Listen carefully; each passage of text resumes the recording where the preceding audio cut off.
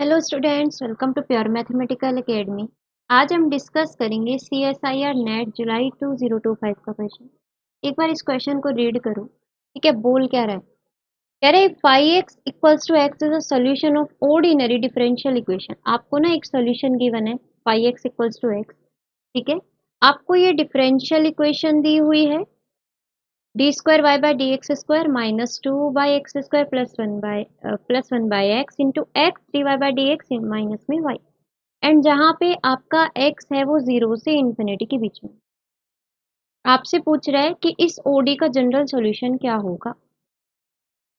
ठीक है, अब आप एक बात देखना, ये जो सेम क्वेश्चन है, मैं अभी आपको एक बात बताती हूँ। ये सेम का मतलब एक भी टर्म इधर से उधर नहीं। आपका गेट 2009 का क्वेश्चन रिपीट हुआ है, सेम एज इट इज, कुछ भी नहीं किया। वहां पे आपको ये जो ए बी है, वहां पे आपको अल्फा बीटा के फॉर्म में दिखेंगे।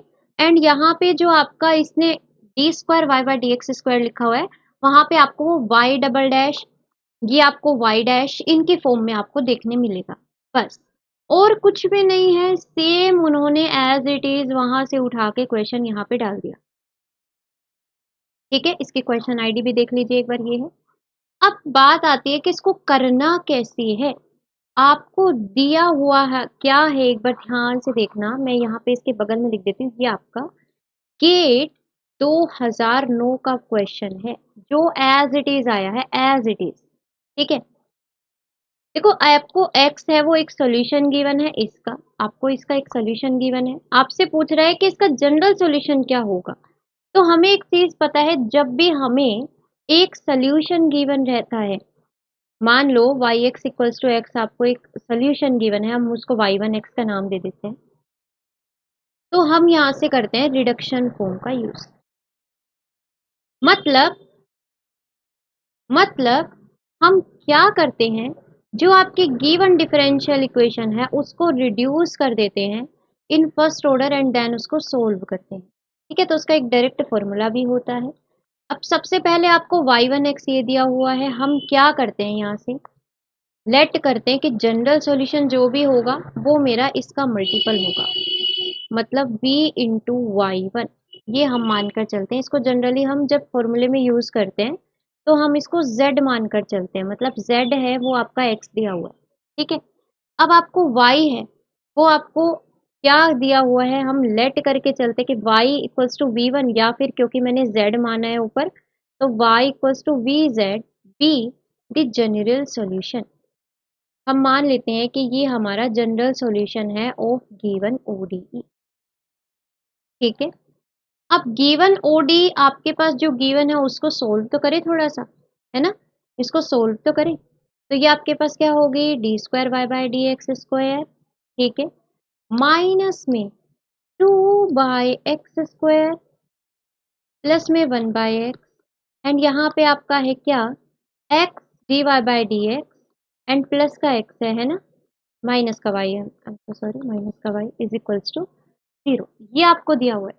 ठीक है, इसको थोड़ा सा सोल्व कर ले, इसको मैं y डबल डैश लिख दूं माइनस में, इनको सोल्व कर ले तो ये आपका आएगा 2/x y डैश।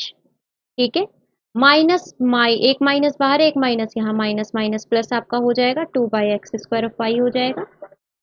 एक माइनस यहाँ पे है, माइनस माइनस आपका माइनस, माइनस प्लस माइनस रहेगा, y डैश हो जाएगा, x से x कैंसिल हो जाएगा। एंड अब इसको इससे आप करोगे तो plus minus minus and minus minus plus, तो ये आपके पास ऐसा आ जाएगा। ठीक है, क्लियर। अब ये आपके पास क्या आ गया, y डैश के कोफिशिएंट्स को इकट्ठा कर लो, माइनस बाहर ले लो, 2/x प्लस में 1 of y dash, and y के कोफिशिएंट्स को इकट्ठा कर लो, तो 2/x² प्लस में 1/x of y is equals to 0। ये आपके पास डिफरेंशियल इक्वेशन होती है। जो हमें रिक्वायर्ड फॉर्म चाहिए होती है वो ऐसी ही फॉर्म चाहिए होती है। यहाँ से हम कंपेयर करवाते हैं इसको इससे। ठीक है, जहाँ पे हम p एंड q की वैल्यूज निकालते हैं, एंड उस अकॉर्डिंग इसी डिफरेंशियल इक्वेशन का हम general solution y equals to vz मानकर चलते हैं। ठीक है, तो हमने क्या करना है, यहाँ से ये आपकी जो सॉल्यूशन, जो आपकी डिफरेंशियल इक्वेशन है, वो आपकी जब हम y equals to v z put करते हैं तो उस केस में वो आपकी डिफरेंशियल इक्वेशन v के अंदर कन्वर्ट हो जाती है। ठीक है, तो वहां से हमें क्या करना होता है, देखो आपके पास जो v होता है, जो आपके पास v होता है वो आपका होता है इंटीग्रेशन, ये इसका डायरेक्ट फॉर्मूला है, e की पावर माइनस का पी डी एक्स अपॉन में जेड स्क्वायर इंटू में डी एक्स, एंड प्लस में अगर आप सी अप्लाई करते हैं तो वो कंप्लीट सॉल्यूशन देता है, अगर सी अप्लाई नहीं करते हैं तो वो कंप्लीट सॉल्यूशन नहीं देता, सिर्फ आपको वी वी की वैल्यू देता है। तो इसको मैं आगे ऐड कर देंगे हम कांस्टेंट, जब इंटीग्रेशन ओपन करेंगे उस केस में आपको कंप्लीट मतलब पूरा वी मिल जाएगा। ठीक है, जब हम y के अंदर पुट करेंगे y equals to v z तो वहां से हमें कंप्लीट सॉल्यूशन मिलेगा जब हम कांस्टेंट ऐड करते हैं तो। ठीक है, अब देखो यहाँ से हमें ये निकालना है, हमें वहां से p की वैल्यू भी तो चाहिए, तो p क्या है, ये है ना। p को जब हमने कंपेयर करवाया तो p हमें कितना मिला, यहाँ पे लिख देते हैं साइड में, p आपको मिलता है माइनस का 2/x प्लस में 1, ये आपका p है। हमें सिर्फ p की रिक्वायरमेंट है और q की नहीं है। z आपका जो है वो उसने ऑलरेडी दिया हुआ है एक सोल्यूशन, तो z अपना x है ना, तो z अपना x है, तो यहाँ पे z आपका x, यहाँ पे पुट कर दो सारी वैल्यू, तो इंटीग्रेशन e की power minus P D x, P आपका क्या है माइनस, यहाँ पे भी है माइनस, यहाँ पे भी है माइनस, माइनस प्लस कर दो 2/x प्लस में 1 of D x, and upon में आपका जेड स्क्वायर है, जेड स्क्वायर बोले तो x। ठीक है, तो ये आपके पास आया इंटीग्रेशन e की पावर 2/x का इंटीग्रेशन क्या हो जाएगा, 2 बाहर log ऑफ x हो जाएगा, एंड 1 का इंटीग्रेशन x हो जाएगा, एंड अपोन में आपका एक्स स्क्वायर है dx। तो यहाँ से आपको v क्या मिलेगा, इंटीग्रेशन e की पावर, ये 2 उसकी पावर में चल जाएगी तो log x स्क्वायर इंटू में e की पावर x, ऐसे लिख दो इसको, एंड ये आपका क्या होगा, log से e कैंसिल, तो ये आपका एक्स स्क्वायर e की पावर x अपॉन में एक्स स्क्वायर बचेगा, एंड ये आपका हो जाएगा e की पावर x dx। तो इंटीग्रेशन आपका e की पावर x का क्या होगा, e की पावर x, एंड यहाँ पे मैं कांस्टेंट ऐड कर देती हूँ। ठीक है, तो ये आपका होगा v की। अब ये तो सिर्फ v आया है, हमें वो बोल रहा है कि कंप्लीट सॉल्यूशन आपका जनरल जनरल सॉल्यूशन उसने बोला हुआ है क्या होगा। तो जनरल सॉल्यूशन के लिए अभी तो हमें v ही निकल कर आया है, सिर्फ हमें क्या करना बाकी है, y निकालना बाकी है, और वो क्या होता है v इंटू जेड होता है, v आपका e की पावर x प्लस में c निकल कर आया एंड z आपका x था, तो ये आपका होगा x e की पावर x प्लस में c इंटू एक्स।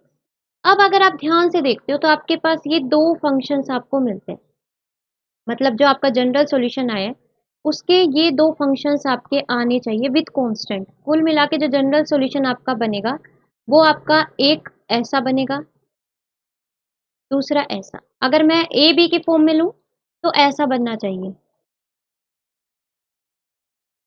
ठीक है, अब अगर मैं एक्स कॉमन ले लूं इनमें से तो ये आपका ऐसा नहीं बनेगा क्या, मतलब जो आपका जनरल सॉल्यूशन आया है वो आपका इस फॉर्म का होगा। अब हमारे ऑप्शंस देख लो आप क्या है,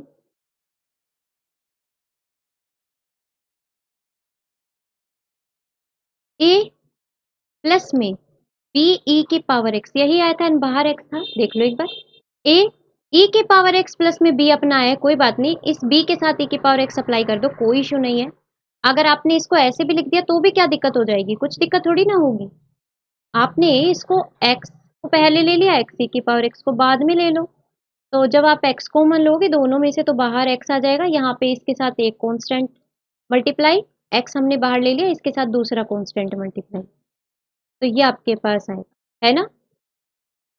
तो ये आपके पास सॉल्यूशन बनना चाहिए a प्लस में बी ई की पावर x इंटू एक्स, ए प्लस में बी ई की पावर x इंटू एक्स, तो इसका मतलब फोर्थ ऑप्शन आपके पास करेक्ट होना चाहिए, देख लीजिए एक बार ध्यान से, है ना, फोर्थ ऑप्शन आपके पास करेक्ट होना चाहिए।